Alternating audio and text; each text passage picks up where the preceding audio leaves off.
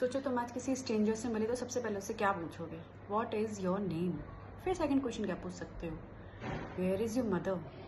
How is your father? इस sentence में एक चीज़ ऑब्जर्व करी कि इज़ का यूज़ हुआ है, इज़ आया है। तो आज इसके बारे में पढ़ लेते हैं कि कहाँ कहाँ यूज़ होता है। सबसे पहले तो ये समझो कि इज़ है ना, ये सिर्फ एक सिंगुलर पर्सन यानी कि ही, शी, इट, दिस, दैट, एक चीज़ के बारे में जब बात हो रही होगी ना तो हम इसको यूज़ करेंगे। अंडरस्टूड? अब उसके बाद आप बात करते हैं कि किस बारे में बात करता है ये इज़।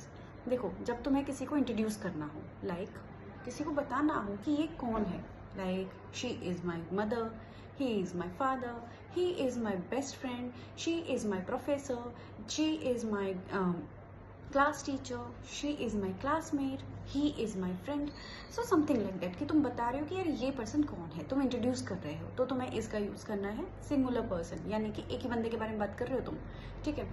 फिर बात आती है कि तुम्हें किसी का कंडीशन बताना है, कौन किस हाल में है, like she is angry, he is tired, he is exhausted and he is out of control।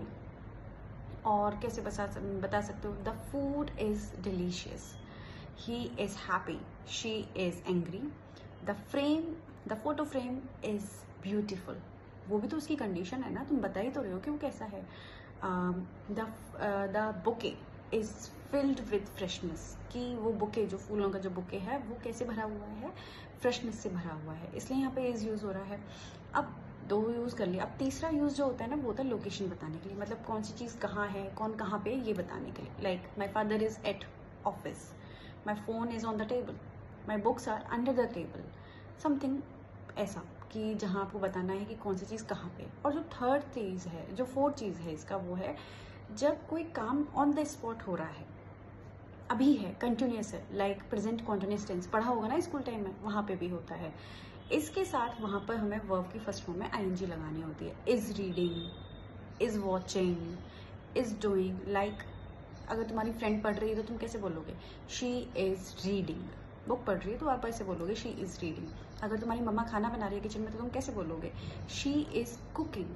अगर तुम्हारे पापा काम कर रहे हैं कुछ तो तुम कैसे बोलोगे? He is working. अंडरस्टूड? वो ऑन द स्पॉट काम हो रहा है, ना कल हुआ ना आज हुआ, वो अभी हो रहा है जब तुम अपनी आंखों से देख रहे हो, जब तुम इस बारे में बात कर रहे हो। ओके, सो यहाँ हमने सीखा इसके यूजेस। इसका यूज़ हमारी डेली लाइफ में बहुत होता है, तो ट्राई करो इसे यूज़ करने का, रेक्टिफाई करो अपनी मिस्टेक्स की, कहाँ कहाँ तुम गलत तरीके से यूज़ कर रहे थे इसे, ठीक है। और हमेशा ध्यान रखना इसको सिंगुलर यानी कि एक ही पर्सन या एक ही चीज़ के बारे में बात करते टाइम यूज़ करना है। यू के साथ इसका यूज़ नहीं आता है, वी के साथ इसका यूज़ नहीं आता है। ओके, ऐसी वीडियोस के लिए मुझे फॉलो करो। डेली कुछ ना कुछ हम नया सीखेंगे, डेली ग्रामर सीखेंगे, डेली कुछ आगे बढ़ेंगे। थैंक यू, बाय बाय, और कल मिलते हैं, कल एक नई वर्ब के साथ, हेल्पिंग वर्ब के साथ।